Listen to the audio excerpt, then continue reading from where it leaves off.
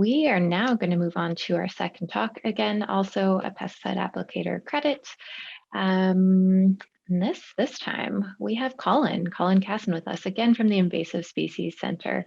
So Colin is the Invasive Species Policy Manager at the Invasive Species Center, where he strives to deliver positive environmental and social change through more effective invasive species collaborations. He manages a variety of projects, including ISC's efforts under the Canada Nature Fund in Alberta, Saskatchewan, and Manitoba. Colin holds an MSc in Ecology and Evolutionary Biology from the University of Toronto and a BSc in Restoration Ecology from Trent University. Colin is working out of Peterborough, Ontario.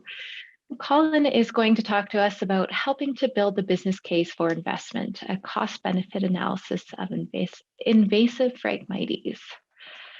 Oh, and I see Colin has popped that up there. So thank you, Colin. Hey, thanks, Karen. I took the liberty, it was maybe before enough coffees, but I thought I'd just run with a more fun title. Costs and benefits and solutions to a fragging big challenge.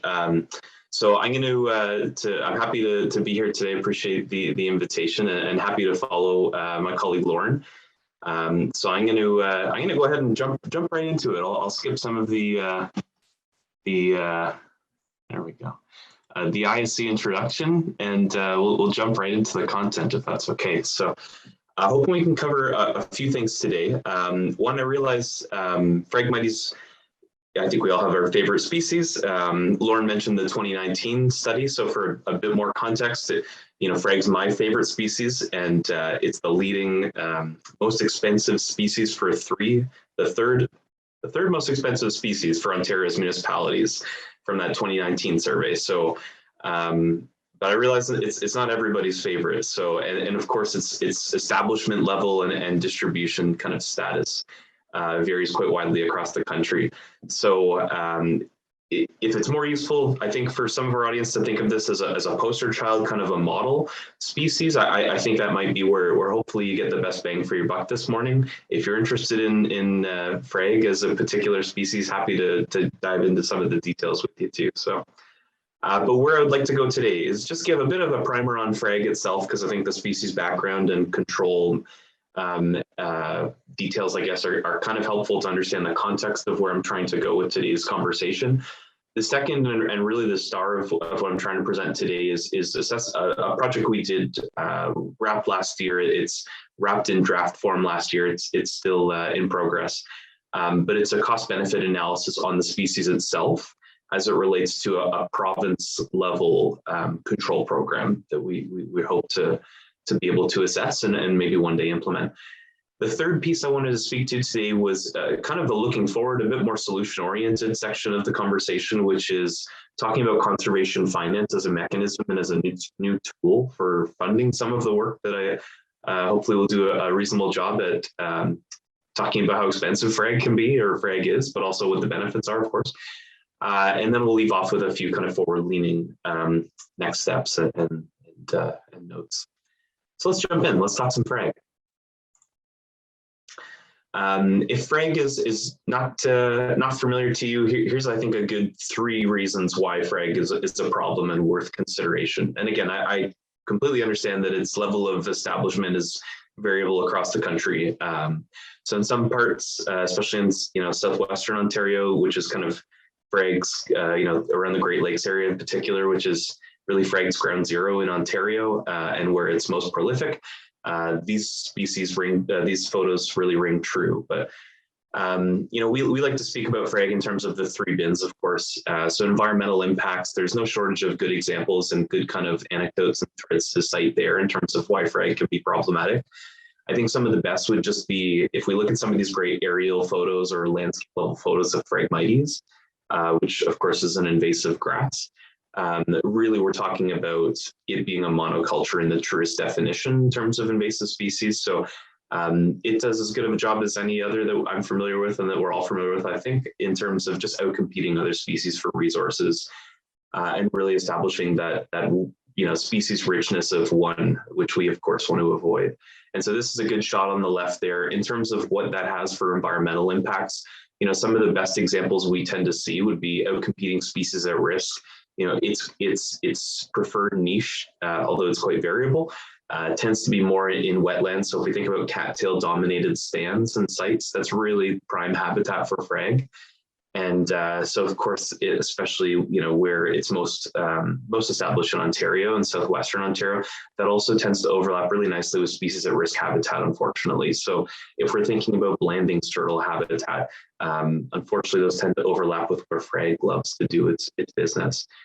In terms of the economic impacts, that's really the start of the show today that I'm going to be speaking to. So I won't speak to it in too much detail now, but I think this is a good case in point for how can Phragmites cost us money.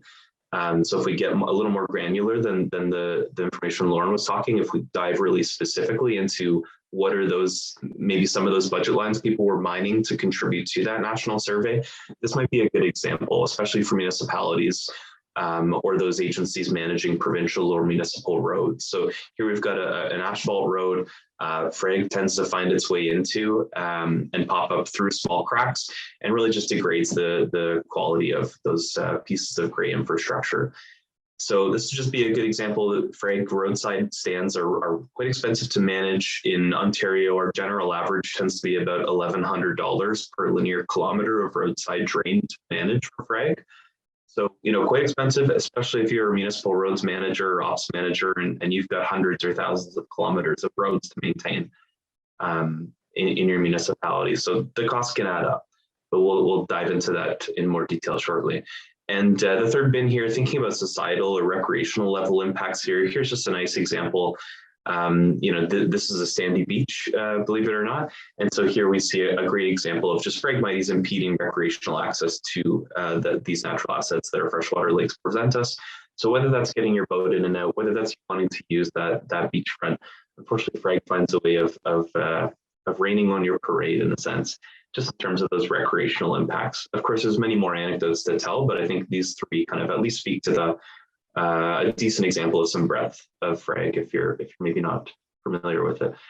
And in terms of Ontario, again, I'm going to try and present this as more of a model than an Ontario specific example, although that is the kind of confines we put on the study when we started it. Here's what it looks like. There's lots of frag, and of course, this isn't an accurate distribution map. This is pulled from EdMaps a few months back. But this does give you, I think, a good idea of how widely distributed it is. And this obviously, there's some correlation in terms of population density and our reporter prowess, of course. But it also follows large roads really nicely, utility corridors really nicely, and unfortunately, lots of populations of frag on the Great Lakes. So again, this is not comprehensive by any means, but this at least gives you a good flavor, I think, for how widely established is Phragmites and roughly where is it on a provincial scale. And just wanted to zoom out a little bit more just to tell the story at more of a central Canada perspective here. Of course, there's some gaps in this map in terms of where frag actually is for a variety of reasons here, but just here's a quick flavor for where frag is reported. So regrettably, it is certainly in Saskatchewan, in Manitoba, and certainly in Alberta as well. So something to watch for.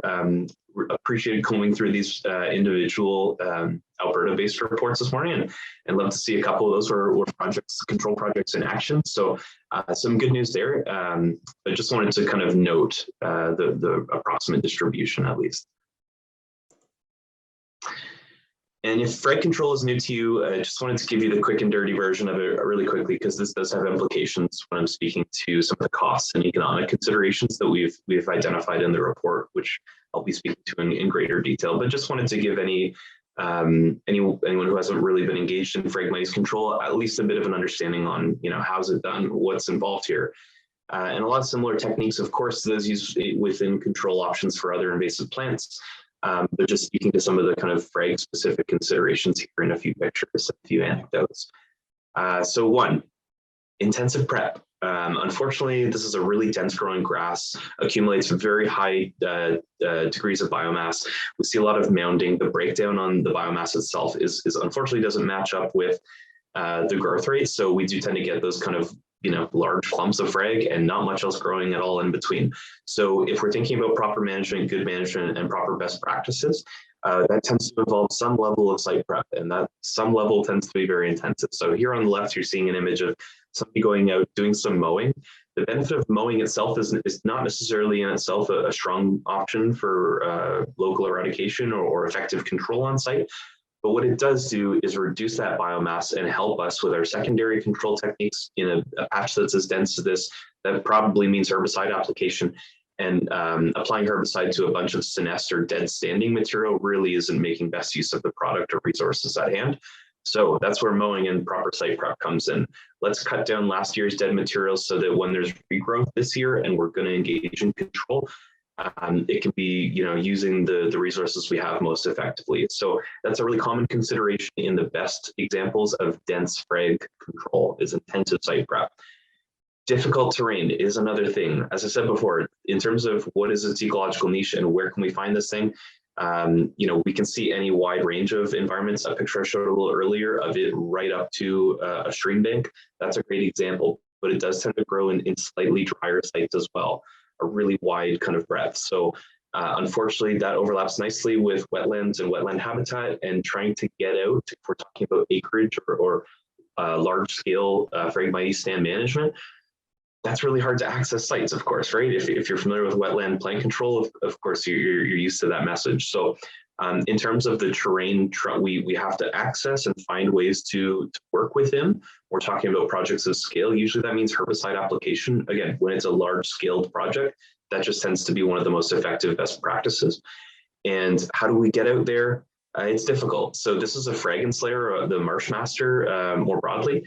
And so this is a tool that has a relatively speaking, a low degree of damage and disturbance to the site. So, despite its size, it does help us get out there and reach the back parts of some of those wetter environments with a relatively lower degree of disturbance on site. But it helps us actually get the effective management tools out there to the stands of frag, which do a great job of making it really difficult to find. But big tools like this and getting access to the site is really a common consideration and a bit of a headache for frag managers. If we're thinking about complex conditions, again, kind of a similar line of thinking there, but just wanted to show a picture, so it's a bit pixelated there, but this is a picture of a helicopter doing aerial herbicide application. I'll speak to some of the tool limitations in a few minutes, but I just wanted to make note that in very specific occurrences, only a pair that I'm aware of within the province of Ontario, this is a tool that helps us reach maybe a little further afield and find our way into. This is not, of course, the kind of tool that every municipality or every ENGO would be using to manage Phragmites, of course. This is really the exception very much more than the rule. But it is a tool in the toolkit, and it is, part of the considerations in terms of how do you access a site, how remote is it. So for some of those really species at risk dense sites in southwestern Ontario, Long Point would be a great example. A couple provincial and national parks that have been leading in Phragmites control. This is a tool that has been used quite successfully. Again, very expensive, but not as expensive on a per hectare basis as you might think when compared to some other control techniques. So just wanted to give you at least a bit of a flavor for what are those big scale management considerations and techniques.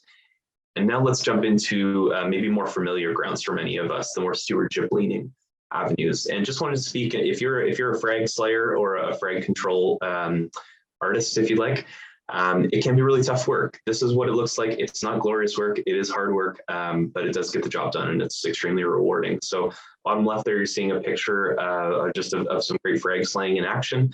It tends to be for those stewardship projects, we tend to look at spading, which is a technique that we use, especially in like beach environments, which is really just about severing the root just below the surface of the soil. Or these are raspberry cane cutters, if you're familiar with that. It's just a sharp hook on the end of a stick effectively that you're able to kind of go out there and control using that. So a little more selective, this is a great technique to be used in maybe more diverse stands or maybe more sensitive sites than some of those broader, large scalable techniques I showed in the last slide there, but just wanted to make note. And in terms of its effectiveness, I should probably make note of that too on the previous slide, that herbicide control and other similar best practices I mentioned there are extremely effective techniques if done well and in accordance with proper BMPs. as to are some of these more labor-intensive stewardship-leaning physical control techniques. It's not a silver bullet. It's not a one field season and done technique, unfortunately, but with, in accordance with proper best practices, they are really effective management techniques that do lead to decreases and eventual eradication at a site. And in terms of some of those broad considerations of frag management and, what are you thinking about if you're engaging in frag and how challenging can that be? I just wanted to make note that up until before last year, I think it was late February, early March, we didn't have, Canada-wide, we didn't have access to aquatic herbicide tools that were legally available for use for registered users. Across Canada. So this was a bit of a challenge because I said before about that niche diversity that frag tends to overlap really nicely with, standing water sites. So if you're a roadside manager, one of the real challenges is before last year, in particular, was of course managing frag in accordance with the seasonal conditions. And if you see a dry drain or a dry roadside ditch, it's a great time to engage in frag control. That same ditch may have some standing water down the line. And so just something to kind of keep in mind in terms of, you got to be flexible, you got to be plastic and pliable as best you can in terms of managing frag. And so this is just a bundle of kind of considerations, I guess, if maybe you don't have direct experience with frag management. These are some of the things we kick around and think about when we're trying to design effective frag control efforts. And we've had frag for a while. This is not a new species, regrettably, in terms of thinking about Lauren's slide earlier there, just about that invasion curve graphic she showed, which I think illustrates that point so effectively, just about how really the return on investment, the great return on investment moment is when we're dealing with recently established new species. Early detection and rapid response, or prevention even more so, is really where the higher ROI comes in. Later down the line, when we talk about well-established species established at a provincial scale, it can be really challenging, of course, to A, even do it, and B, do it effectively in terms of cost effectiveness. But with that said, there's still a lot of folks, especially in the province of Ontario, working hard on frag control, really dedicated to their craft, working at both stewardship scale and larger landscape level scale, site level eradication. And that is because the work justifies it, the work requires it, just in terms of species at risk presence and other ecological considerations, all the way up to maybe more practical responsibilities in terms of if you're a municipal roadside drainage ditch superintendent, and your job is exclusively focusing on how do we move water across our landscape effectively, and prevent flooding. Frag finds its way into your work plan and requires work and effort and investment. And so, just because it is established, that doesn't mean that we're ignoring it. There's a very active group of folks interested in frag control in Ontario and trying to advance that and trying to protect all of the ecological and other assets we have from Phragmites implications. So there's I would say a growing interest in engaging in frag. And really this is kind of an interesting moment. I would say the last year and a half, 2 years has really been an interesting moment for a bit of a tipping point in terms of Phragmites, not advocacy, but engagement on the issue. And so this is really what's inspired the next kind of two big things I want to get across here in this presentation, which is us doing an economic cost-benefit analysis, I should say, on Phragmites, and a provincial level effort to eradicate the species or substantially control the species, as well as some conservation finance implications of what could those financing tools be. So the moment is now. The support base is here. We've got a bunch of people interested in frag. We've got a great volunteer capacity, people who are putting together duct tape solutions here and having a high impact on frag on a site-by-site basis or stand-by-stand basis. Engage municipalities across the province too, folks who are finding themselves engaged in frag, working Phragmites into their planning and management efforts. And we've also got local and provincial expertise. We've been working on this for, the better part of 2 decades, or certainly more than a decade now. And so really we have a capacity, kind of a critical threshold of expertise across the province that we think the moment is now that we could actually effectively drive change on frag. And we've also got some new tools that are coming online. So I mentioned before that within the last year, we've had approval of a new overwater license product that we can use to actually address the standing water Phragmites patch. Whereas in the past, really we had a limited toolbox available for that kind of a scenario, which is unfortunate because it's a very common scenario for frag. We also have wider access to more specialized equipment, those Marsh Masters, the Fragrance layer I showed before. Tools like that are becoming more available for use with more contractors acquiring them and making better use of them. They tend to be booked up and hard to find access to, but they are becoming more widely available, or access to more widely available. So again, the tools are here, the moment is now. And we also have a strong proof of concept at the landscape level.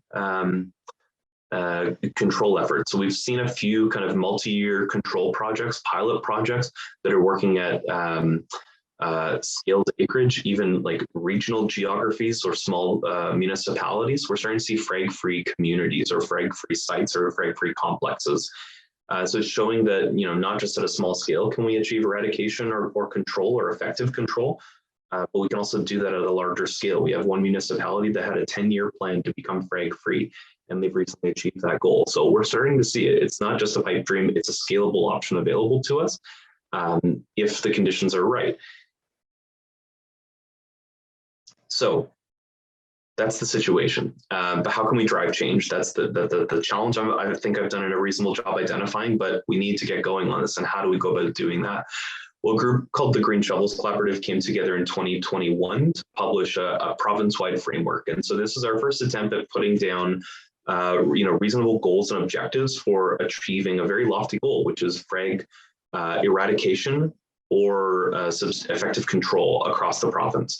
And so really what the goal here is to try and move away from the current framework, which is good people doing great work, random acts of frag stewardship, and trying to weave those together into a more strategic and collaborative approach. So weaving those together into a regional plan, into a multi-municipality plan, where hopefully we can be a little bit more effective. And also trying to be as effective as we reasonably can at weaving together different levels of government down to local ENGO and grassroots folks, up to provincial roadside managers, for instance, and up to the federal government too. So trying to have as interlinked and collaborative approach as we possibly can. And so in 2021, we published that. And so what that really does kind of go hand in hand with it, which is really the focus of the talk today, is us trying to build out the business case and just quantify how big of an issue is this. For a first attempt, it's never been done before. Just how much is frag actually costing us? We do have individual specific examples, but if we were trying to build those together into a broader picture, how much is it costing us, and what are the economic justifications for why we should do something? In other words, what are the benefits that we could realize if we were to achieve that ambitious goal? And the second part of that too, of course, is identifying the fact that we're going to have to try and find a way to link up in a more effective way. Who are those beneficiaries of this work, and who are those payers? Who are the folks willing to contribute to this outside of our traditional means and mechanisms, which tends to be, government support, with again other supporting efforts as well, of course. But government tends to be a very important investor within invasive species engagement. But how do we link up all those other folks who would benefit from those impacts and would be willing to receive those impacts? How do we connect them? So hopefully I've laid the table.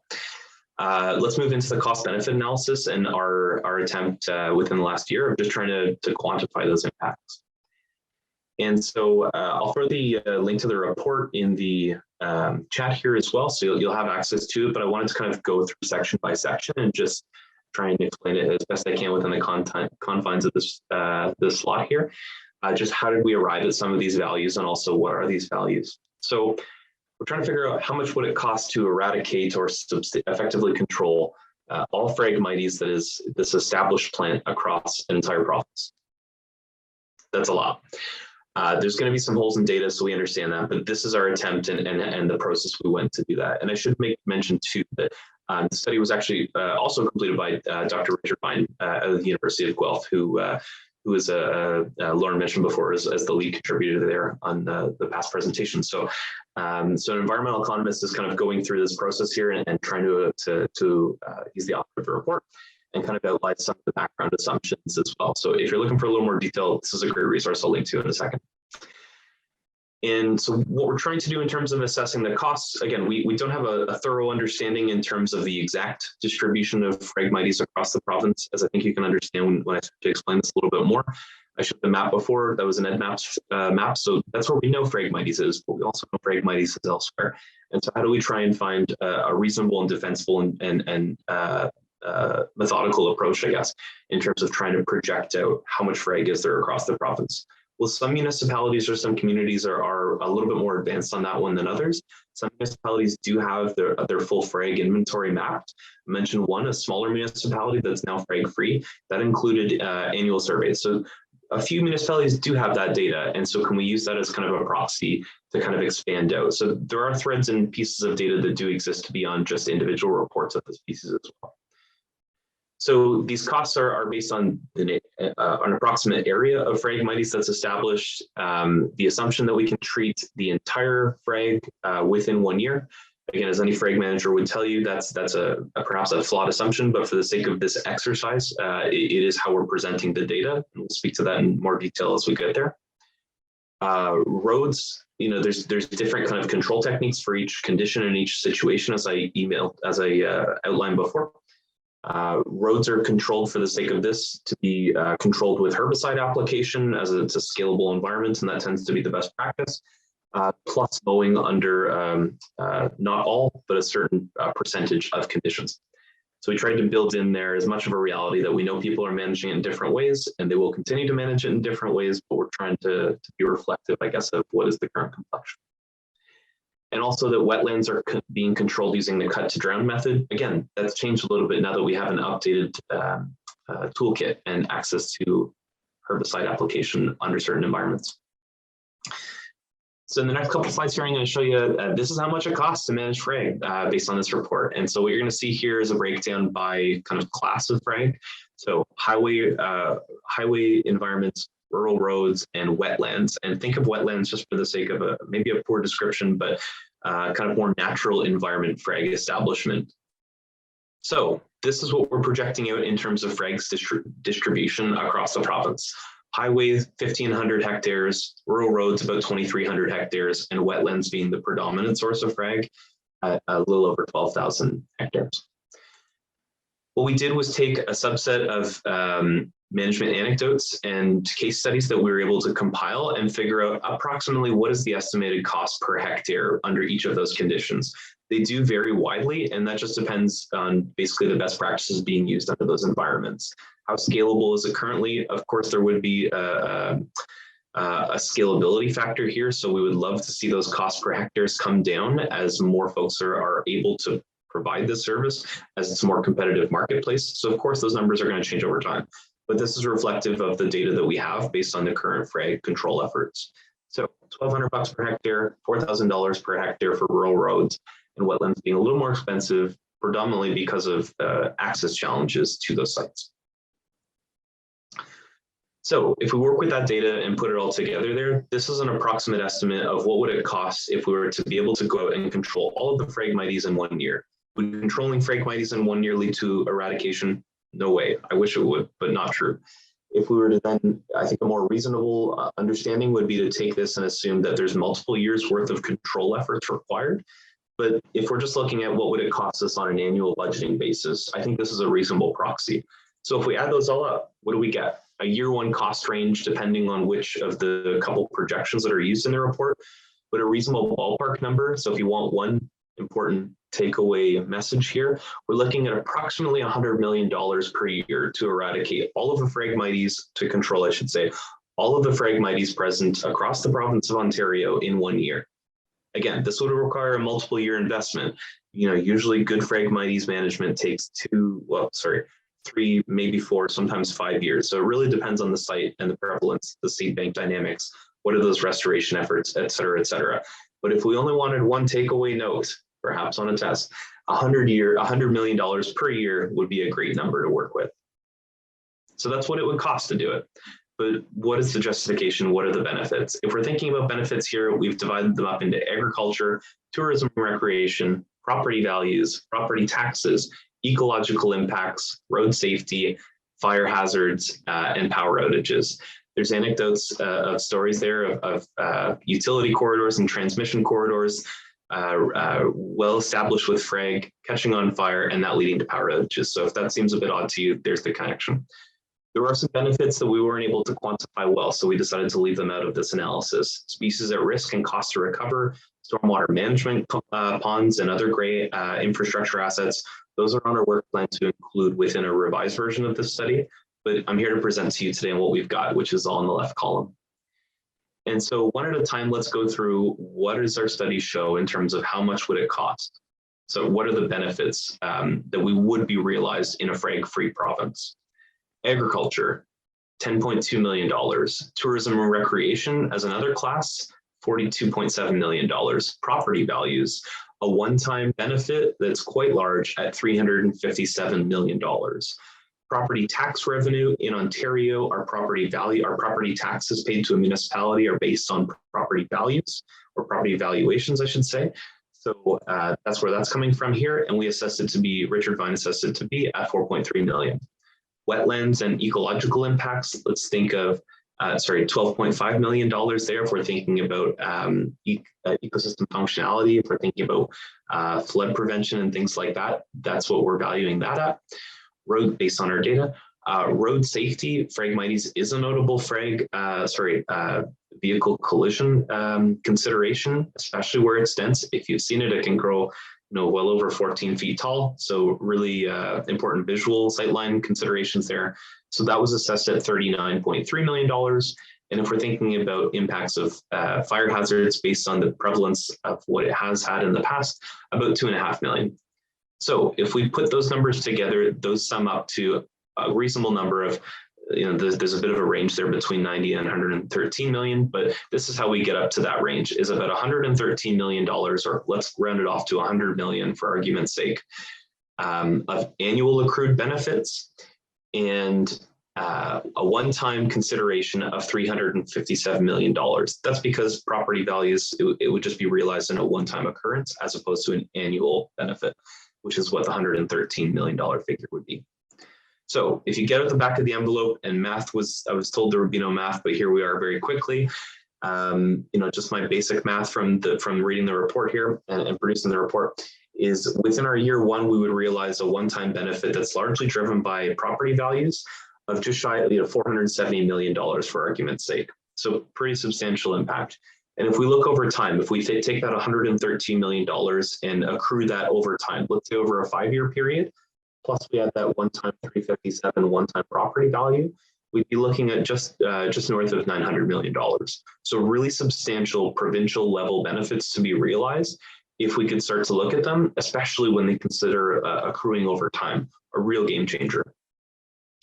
So if we want to summarize all that cost benefit analysis into just one slide, I think this is the way to do it. Is that, really the take home message here is that if we're looking at the benefit, it of course changes over time because these benefits would be, reaped and accrued over years and years into the future years. So it depends on what is your time scale you're interested in considering here with respect to what is the return on investment of this kind of a project. In terms of a 1-year impact, we'd be looking at control costs. Again, if we did the control program for 3, 4, 5 years perhaps, we'd be looking at costs somewhere within this range, understanding that after you've done your control work in year one, there's less frag on the landscape the following year and more so in subsequent years. But this is a reasonable number here, this 90 to 110 or $113 million range, 100 being a great number for control costs. And in terms of what are those benefits, again, we'd be accruing approximately 113 million annually in a benefit, just if we add all these different classes together here, plus that one-time benefit of 357 million to property taxes and property values alone. Sorry, not taxes, property values alone.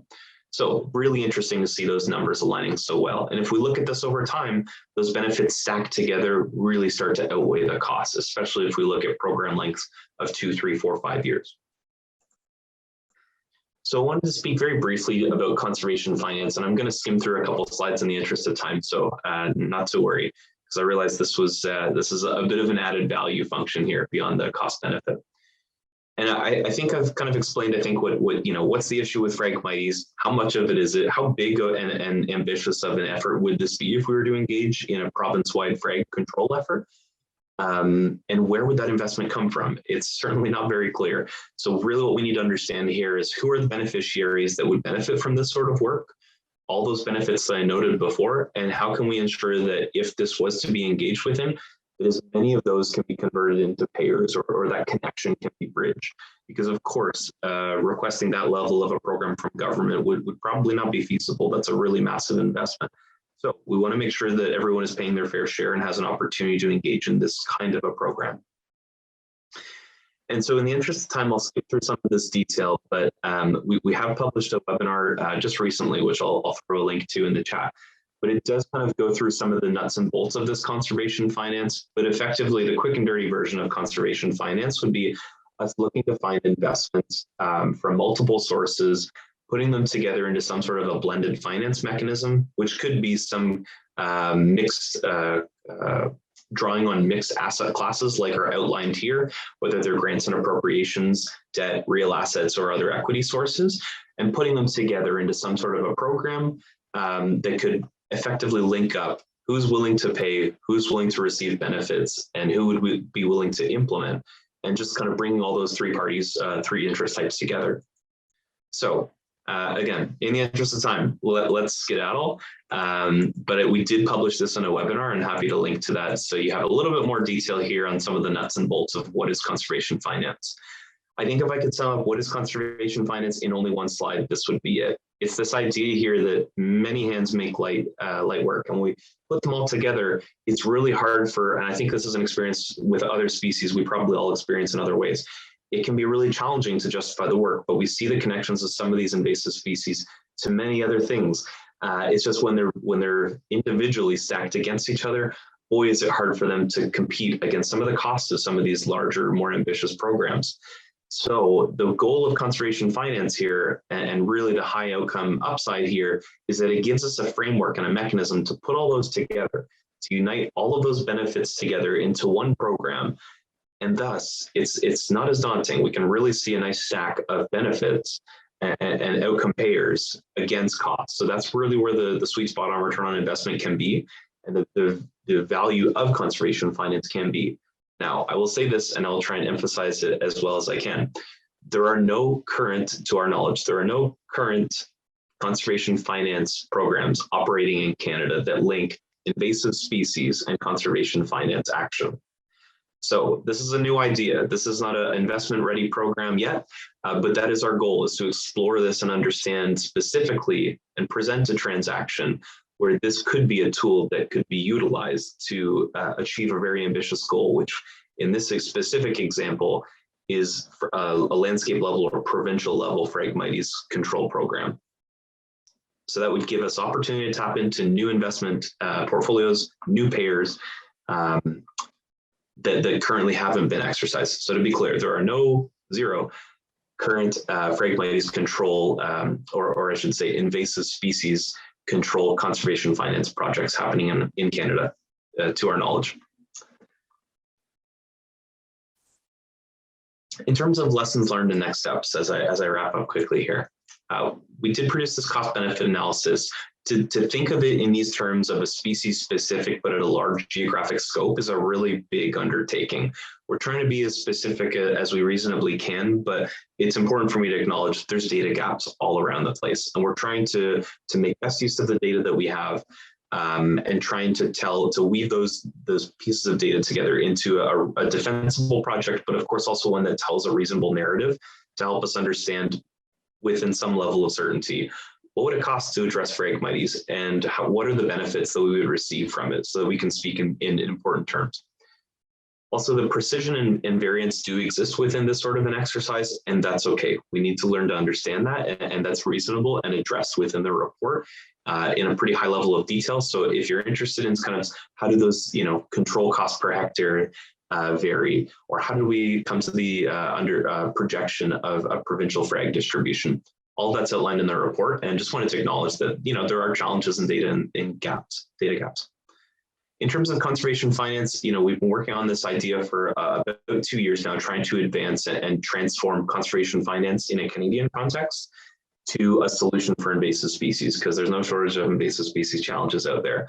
And some of the lessons we've learned so far are that this is a really interesting tool. It's being used with a high degree of effectiveness in some specific instances in the US in particular. Also in a Canadian context, there's a number of good conservation or environmental leaning projects with respect to conservation finance application. And some of the challenge, of course, with everything, the devil's in the details. So one of the challenges we've found so far is finding the right scale with respect to what are the specific transaction mechanisms we'd love to see used, and how can that be scaled to the right geography. It's something we're working through right now. We think we've found the solution there, but it is a challenge we've identified too. Because again, this would be, if implemented, the first. There are currently no active conservation finance projects happening with respect to invasive species in Canada. And another challenge we've come up with is a little bit on the teaching side of things. This is a very new idea. Again, this is the first application of it to invasive species in Canada.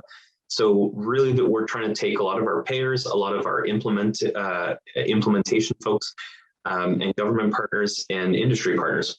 We're trying to bring everyone up to speed at the same time. And there's a lot of teaching that's involved with that. Again, if you're interested in some of the nuts and bolts mechanics of conservation finance, check out the website, which I'll throw in the chat. And in terms of next steps, we're actively updating both those projects. The cost-benefit analysis was completed in draft last year. It's since been revised, and we've got a couple of revisions still to consider to continue factoring in. We've got great feedback coming in from our provincial ministries and ECCC on the federal level as well. So we're really happy to incorporate that in. There are a few data gaps which we're working on right now.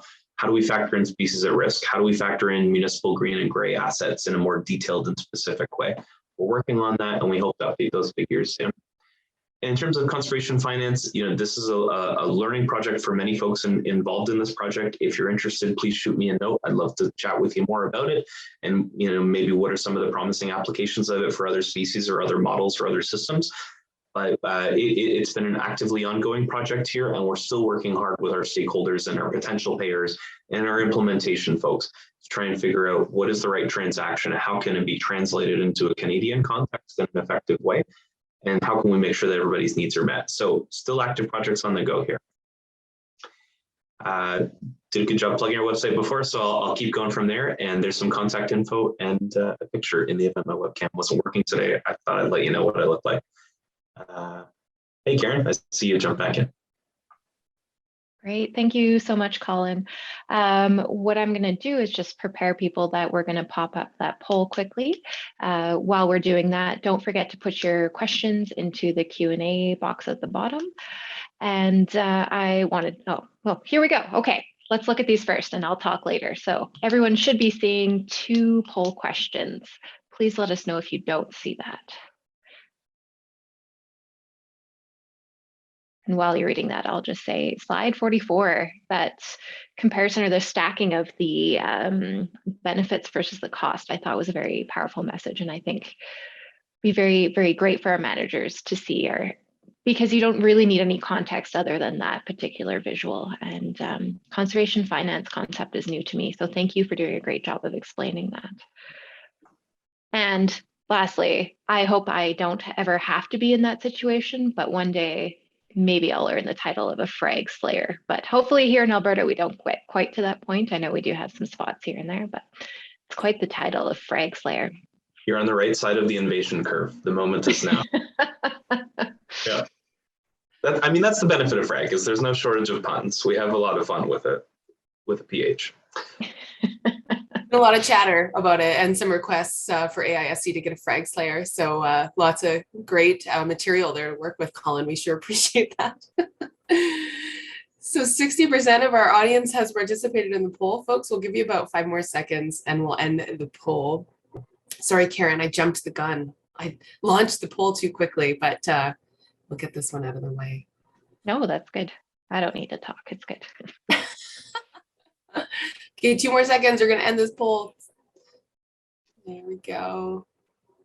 Okay. And we're going to share the results. There you go, guys. How'd they do? Nicely done. Very good.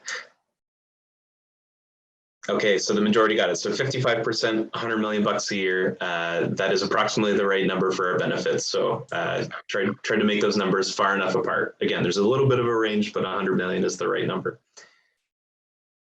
And in terms of conservation finance, good job, tried to emphasize it. So there are 0 active projects happening. This is an exploratory kind of a concept translation project we're working on. We'd love to have it investment ready sometime soon in the future. This is where the end point we're trying to work towards. But unfortunately, nobody's threaded those two together yet in terms of invasive species management and conservation finance yet. Would love to come back next year and maybe we have a different response there, but 0 is the correct answer. Great.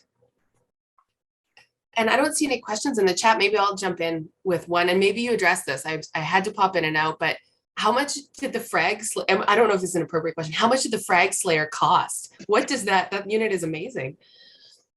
It's very cool. I'm not sure. Regrettably, I don't have one, but they're very interesting piece of technology. The last time I heard a quote, and it was pre-pandemic in a coffee line overhearing someone else, I think it was about $80,000. So okay. It's not insignificant. There's some costs with trailering it out to your site, but it's the only tool in the toolbox if you're interested in trying to get back to the back part of the marsh. Ah, okay. Wow.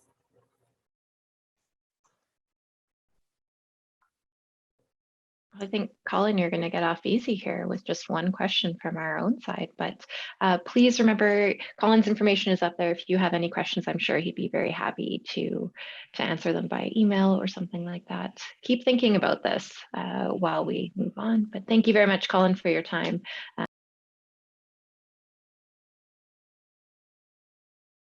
And for at least my introduction to the thought of conservation finance. Thank you.